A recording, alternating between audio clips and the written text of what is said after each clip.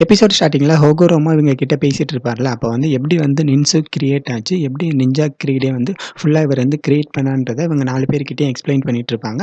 காகியாவ seal பண்ணதுக்கப்புறம் ஹோகோரோமா வந்துட்டு எனக்குன்னு சில கடமைகள் இருக்கு. என்னோட 3 கோல நான் அச்சீவ் பண்ற வரையும் நான் ரெஸ்ட் எடுக்கக்கூடாதுன்னு ஹோகோரோமா அந்த வில்லேஜ் விட்டுட்டு வெளிய போவாரு. இந்த டெய்ல்டு பீஸ்ட் எல்லாமே மக்களுக்கு வந்து ரொம்ப யூஸ் ஆகணும். எல்லாரும் வந்து டெய்ல்டு பீஸ்ட்ட நல்லா அண்டர்ஸ்டாண்ட் பண்ணிக்கணும். இதுதான் வந்து என்னோட முக்கியமான ஒரு நோக்கமா இருக்குன்னு ஹோகோரோமா அந்த காமாமாரி கிட்ட பேசிட்டு முன்னாடி போவாரு. என்னோட வில்லேஜ் வந்து இப்படி மாறிடுச்சு. ஸோ இது மாதிரி மத்த எந்த வில்லேஜும் இந்த மாதிரி ஆகக்கூடாது. ஸோ நான் என்னால முடிஞ்ச அளவுக்கு எல்லாருக்கும் ஹெல்ப் பண்ண போறேன்னு ஹொகோரோமா காமாமாரு கிட்ட சொல்லிட்டு போவாரு. காமாமாரு வந்து ஓகே நம்ம வந்து நெக்ஸ்ட் ஏதாவது மீட் பண்ற மாதிரி ஒரு டைம் இருந்தா, இல்ல நம்ம 2 பேரும் ஒரே பாதையில மீட் பண்ணா, நம்ம வந்து அப்ப சந்திக்கலான்னு காமாமாரு ஹொகோரோமாக்கு வந்து பாய் சொல்லிட்டு அங்கருந்து வெளிய போவும். ஹொகோரமும் காமாமாரு போனதுக்கப்புறம், ஓகே நம்ம வந்து நம்ம வழிய பார்க்கணும்னு அவரு வந்து முன்னாடி போயிட்டே இருப்பாரு. அப்படி முன்னாடி போம்போது ஒரு ஆறு இருக்கும். அந்த ஆத்த வந்து கடக்கணும்னு பார்ப்பாரு. ஆனா அந்த ஆத்துல வந்து பார்த்தீங்கன்னா, பிரிட்ஜ் வந்து உடைஞ்சிருக்கும். அந்த பிரிட்ஜ வந்து இவரு எப்படியாவது சரி பண்ணணுன்ற மாதிரி யோசிச்சுட்டே முன்னாடி போவாரு. முன்னாடி போனா ரொம்ப பெருசா உடைஞ்சிருக்கும். ஆகா! என்னடா போற வழியில உடைஞ்சிருக்கேன்ற மாதிரி பின்னாடி திரும்பி வருவாரு. ஹொகோரமா பிரிட்ஜ்லேருந்து ஒரு கல்ல எடுத்துட்டு அப்படியே பின்னாடி வருவாரு. பின்னாடி வரும்போது ஒருத்தன் வந்துட்டு, "ஏய் எதுக்காக இங்க இருக்கிற கல்லெல்லாம் எடுத்து போடுறன்னு?" அவன் கேட்பான்னா, இப்போ ஹொகோரமா வந்துட்டு, "இந்த பிரிட்ஜ வந்து நான் சரி பண்ண போறேன். ஸோ என் வழியில குறுக்க வராதன்னு" ஹொகோரமா சொல்லுவாரு. அங்க பிரிட்ஜ்ல வந்து நெறைய கட்டையெல்லாம் இருக்கும். அந்த கட்டையெல்லாம் எடுத்துட்டு ஓரமா போடுவாரு. அப்ப அங்க இருந்தவன், "எதுக்காக இப்படிலாம் பண்ணிட்டு இருக்க? இந்த பிரிட்ஜ் வந்து இப்படி இருக்கிறனால தான் மக்கள் வந்து என்கிட்ட வருவாங்க. நான் வந்து அவங்களுக்கு சுத்தி போற வழிய காட்டுவேன். இதுதான் வந்து என்னோட பொழப்பு. என்னோட பொழப்ப கெடுக்காதன்னு" அவன் வந்து திட்டிட்டு இருப்பான். அப்ப ஹொகோரமா வந்துட்டு, "அப்ப நீ வேற எந்த வேலையும் பார்க்கல. இந்த வேலைய தான் பார்க்குறேன்னு" அவரும் பேசிட்டு இருப்பாரு. ஹொகோரோமா இவன்கிட்ட பேசிட்டு அப்படியே முன்னாடி போவாரு. முன்னாடி போம்போது, "ஏய் நான் தான் பேசிட்டே இருக்கேன்ல, எதுக்காக இப்படிலாம் பண்ணிட்டு இருக்கேன்னு" அவன் திட்டிட்டு இருப்பான். திட்டிட்டே இருக்கும்போது இங்க ஒருத்தன் கிராஸ் பண்ணி போவான். "என்னடா பிரிட்ஜ் உடைஞ்சிருக்கா? ச்சே நம்மளால இந்த வழியா போ முடியாதுன்னு" அவன் புலம்பிட்டு இருப்பான். புலம்பும்போது இவன் வந்துட்டு, "வா நான் வந்து உனக்கு வேற வழி காட்டுறேன். அதுக்கு எனக்கு பதிலா கொஞ்சம் காசு குடுன்னு" கேட்பானா. அவன் காசு கேட்டோனே, "ஏய் இருடா காசுலாம் என்னால தர முடியாது. நான் வந்து நானே வேற வழிய பார்த்து போய்க்கிறேன்னு" அவன் வந்து இவன திட்டி விட்டுட்டு முன்னாடி போவான். எதுக்காக என்னோட பிசினஸ இப்படி வந்து கெடுத்துட்டு இருக்க? என்னோட பொழப்பே இது மட்டும் தான். இப்படிலாம் பண்ணாத. ஒழுங்கா இடத்த காலி பண்ணிட்டு போ. நீ போற வரையும் நான் இந்த இடத்த விட்டு நகர மாட்டேன்னு அவன் கீழ உட்காந்துருவான். ஓகே நானும் வந்து முன்னாடியே சொன்னது தான். இந்த பிரிட்ஜ நான் சரி பண்ணிட்டு தான் போவேன்.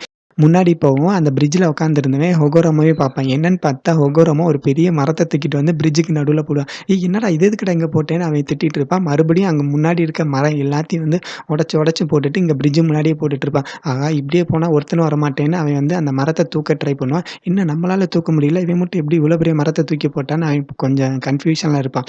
ஒகோரோமா அங்க இருக்கிற மரம் எல்லாத்தையும் ஒண்ணொண்ணா உடைச்சுட்டு இங்க வந்து போட்டுட்டு, அவர் வந்து அந்த பிரிட்ஜ ரெடி பண்றதுல ரெடியா இருப்பாரு. அங்க முன்னாடி இருந்தவன், ச்சே என்னடா இவன் இதனால வந்து நம்மளோட பொழப்ப கெடுக்கிறதுக்குன்னே எல்லாரும் வந்துட்டு இருக்கான்னு அவன் புலம்பிட்டு இருப்பான். ஒகோரோமா நைட்டு பகல் பார்க்காம அந்த பிரிட்ஜ சரி பண்றதுக்காக அவரு புடுங்கிட்டு வந்தார்ல அந்த மரம், அந்த மரத்த எல்லாத்தையும் வந்து மரக்கட்டையா உடைச்சுட்டு இருப்பாரு. ஒகோரமா கீழ விழுந்தோனே, "எதுக்காக தனியா கஷ்டப்படணும்? நானும் கூட வந்து ஹெல்ப் பண்றேன்னு" அவனும் ஹெல்ப் பண்ணுவான். "பரவால்ல உன் மனசு கூட மாறிடுச்சே, நீயும் எனக்கு ஹெல்ப் பண்றியான்னு" ஹொகோரோமாவும் பார்த்துட்டு இருப்பாரு. இவங்க 2 பேரும் சேர்ந்துட்டு அந்த பிரிட்ஜ ரெடி பண்ணுவாங்க.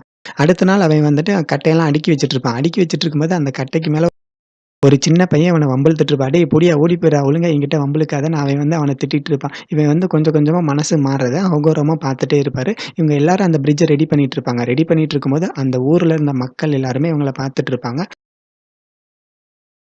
ஒகோரோமாவும் அவனும் முன்னாடி பார்த்துட்டுருப்பாங்க. நம்ம 2 பேர் மட்டுமே இந்த பிரிட்ஜ கட்டுறதுக்கு பத்தாது. இன்னும் நமக்கு நெறையா பேர் வேணுன்ற மாதிரி அவன் பார்த்துட்டுருப்பான். அவன் முன்னாடி போய் பிரிட்ஜ வந்து செக் பண்ணுவான். இன்னும் கொஞ்சம் ஸ்ட்ராங்கா இருக்கன்ற மாதிரி பார்த்துட்டுருப்பான். பார்த்துட்டு இந்த சைடு வருவான். என்னன்னு பார்த்தா நெறையா மக்கள் எல்லாருமே ஹெல்ப் பண்றதுக்காக வந்திருப்பாங்க. அப்ப சின்ன பையன்லாம் வந்து ஹெல்ப் பண்ணான். அப்போ "உனக்கு என்ன சூட் ஆகுமோ அந்த கட்டைய மட்டும் எடுத்துட்டு வான்னு" இவன் வந்து அட்வைஸ் பண்ணிட்டுருப்பான். அப்ப அந்த ஊர் மக்கள் எல்லாருமே சேர்ந்துட்டு அந்த பிரிட்ஜ வந்து ஃபுல்லா கம்ப்ளீட் பண்ணுவாங்க.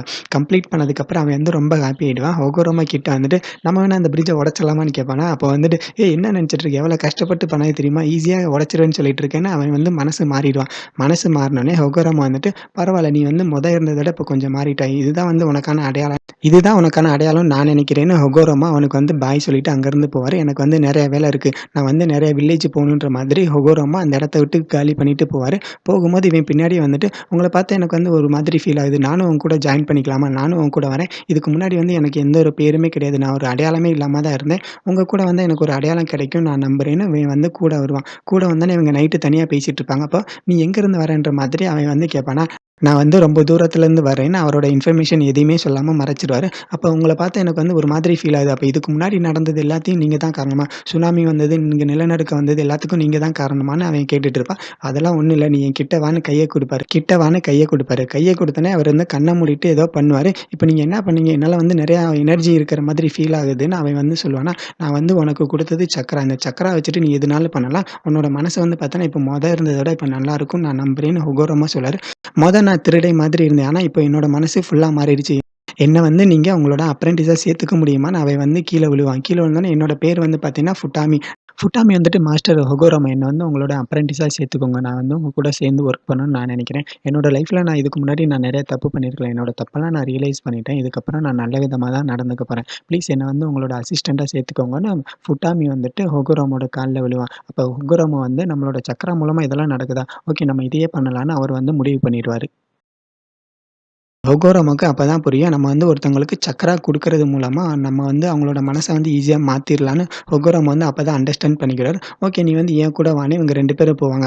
மறுபடியும் வந்து ஒரு வில்லேஜுக்கு போம்போது அங்கேயும் பிரிட்ஜ் உடைஞ்சிருக்கும். அதே மாதிரி இவன் வந்து எப்படி இருந்தானோ, அவன மாதிரி ஒருத்தன் வந்துட்டு, நான் வந்து உங்களுக்கு வேற வழி காட்டுறான்னு கேட்பாட்டி, நீயான்ற மாதிரி இவனுக்கு முன்னாடியே தெரியுமா? அப்ப அடிக்க வரும். "ஏய் அடிக்கலாம் வராத. நான் வந்து மாதிரி இல்ல. இப்ப திருந்திட்டேன். நீயும் வந்து எங்கள மாதிரி மாறிடு. நீயும் இந்த மாதிரி வேலையெல்லாம் பார்க்காத. எங்க கூட ஜாயின் பண்ணிக்கோன்னு" சொல்லுவான். அதே மாதிரி அந்த ஊர்ல இருந்த மக்கள் எல்லாரும் சேர்ந்துட்டு இந்த மாதிரி பிரிட்ஜ் ரெடி பண்ணுவாங்க. இதே மாதிரி ஹொகோரோமோ ஒரு வில்லேஜுக்கும் அப்படியே போயிட்டு, ஹொகோரோமோ இதே மாதிரி நெறைய விஷயம் பண்ணுவாரு. பண்ணிட்டு வரும்போதெல்லாம் ஒரு சில மக்கள் இவர ஃபாலோ பண்ணிட்டே வருவாங்க. அப்போ ஹொகோரோமோ வந்துட்டு, ஓகே என்ன ஃபாலோ பண்ணிட்டு வர மக்கள் எல்லாருக்கும் நான் என்னோட சக்ராவ குடுத்துட்டு அவங்கள ஃபுல்லா அண்டர்ஸ்டாண்ட் பண்ணிக்கணும்னு நான் நெனச்சேன். அப்பதான் வந்து பார்த்தீங்கன்னா, நின்ஜு உருவாச்சு. இதுக்கப்புறம் தான் நிஞ்சா கிரீட். இது மூலமா தான் நான் என்னோட கிரீட வந்து நான் ஃபுல்லா கிரியேட் பண்ணேன்னு ஹொகோரோமோ சொல்லுவாரு. எல்லாரும் வந்து ரவுண்டா உட்கார்ந்திருப்பாங்க. ரவுண்டா உட்கார்ந்திருக்கும்போது அவரு ஒரு சக்ரா குடுப்பாரு. அந்த சக்ரா வந்து பார்த்தீங்கன்னா, அப்படியே அங்க இருக்கிற சுத்தி எல்லாருக்கும் போகும். இதுதான் வந்து பார்த்தீங்கன்னா நின்ஜு. இந்த நின்ஜு மூலமா தான் நிஞ்சா கிரீட் நான் கிரியேட் பண்ணேன்னு ஹொகோரோமா சொல்றாரு. அந்த பயணம் வந்து பார்த்தீங்கன்னா, அப்பதைக்கு முடியல. என்னோட பயணம் கன்டினியூஸா நடந்துட்டு தான் இருந்துச்சு.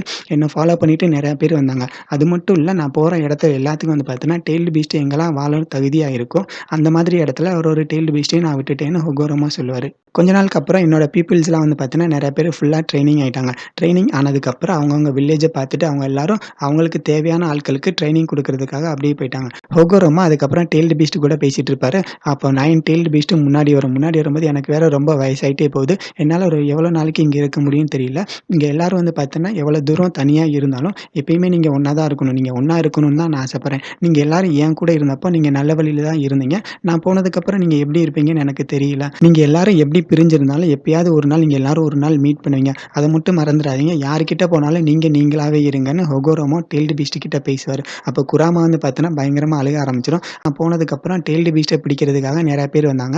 டெய்ல்டு பீஸ்ட் வந்து ஹியூமனுக்கு வந்து அகைன்ஸ்டாவே இருந்துச்சு. அதுக்காக எல்லாரும் டெய்ல்டு பீஸ்ட்ட பிடிச்சுட்டு, டெய்ல்டு பீஸ்ட் கிட்ட இருக்கிற சக்ராவ எல்லாரும் அப்சர்வ் பண்ண ஆரம்பிச்சாங்க. அத வந்து பார்த்தீங்கன்னா, ஒரு சக்ரா வெப்பன் மாதிரி யூஸ் பண்ணி, அத வந்து வார்ல யூஸ் பண்ண ஆரம்பிச்சுட்டாங்கன்னு ஹொகோரோமோ சொல்லுவாரு. இதெல்லாம் முடிஞ்சதுக்கப்புறம் நான் கடைசியா என்னோட வில்லேஜுக்கு வந்தேன். என்னோட வில்லேஜுக்கு வந்ததுக்கப்புறம் வந்து நான் ஒரு கல்யாணம் பண்ணிக்கினேன். கல்யாணம் பண்ணதுக்கப்புறம் எனக்கு வந்து 2 பசங்க பொறந்தாங்க. அசுரா, அப்புறம் இந்திரா. இவங்க 2 பேரும் பிறக்கிறப்பவே வந்து அவங்க அம்மா வந்து இறந்துட்டாங்க. என்னால அவங்கள காப்பாத்த முடியல. இவங்க 2 பேருமே வந்து பார்த்தீங்கன்னா, எப்பயுமே ஒண்ணா தான் இருப்பாங்க. அசுரா இந்திராவ விட்டு எங்கேயும் போமாட்டான். இந்திரா வந்து அவனோட தம்பிய நல்லா பார்த்துப்பான். இவங்க எது பண்ணாலும் ஒண்ணாவே இருப்பாங்க. அசுராவும், இந்திராவும் அப்படியே விளையாடிட்டு இருப்பாங்க. விளையாடிட்டு இருக்கும்போது இவரு ஹொகோரோமா சொல்லுவாரு, அசுரா வந்து இந்திராவ விட்டுட்டு வெளியே எப்பயுமே வரமாட்டான். 2 பேரும் ஒண்ணா தான் இருப்பாங்க. 2 பேரும் எங்க போனாலும் ஒண்ணா தான் போவாங்க. இந்திரா வந்து பார்த்தீன்னா, அசுராவ எப்பயுமே பாதுகாப்பா தான் பார்த்துட்டு இருந்தா. எல்லாமே நல்லா தான் போயிட்டு இருந்துச்சு. ஆனா ஒரு டார்க்னஸ் வந்து இப்படி வரும்னு நான் கொஞ்சம் கூட எதிர்பார்க்கல. நான் இந்த மாதிரி வரும்னு முன்னாடியே பிரெடிக்ட் பண்ணியிருந்தேன்னா, ஃபியூச்சர்ல இந்த ஒரு நிலைமையே வந்திருக்காது. ஸோ என்னோட தப்பு தான். நான் பண்ண தப்புனால தான் எல்லாமே இந்த இடத்துல இப்படி முடிஞ்சிருக்குன்னு ஹொகோரோமா வந்து சொல்றாரு. அப்பதான் வந்து பிளாக் ஜிட்ஸு இந்திராவ ஃபாலோ பண்ணிட்டு வருவான். அதோட எபிசோடு முடியுது. ஓகே கைஸ், வீடியோ பிடிச்சிருந்தா லைக் பண்ணுங்க, ஷேர் பண்ணுங்க, சப்ஸ்கிரைப் பண்ணுங்க. அடுத்த வீடியோல பார்க்கலாம். Bye bye.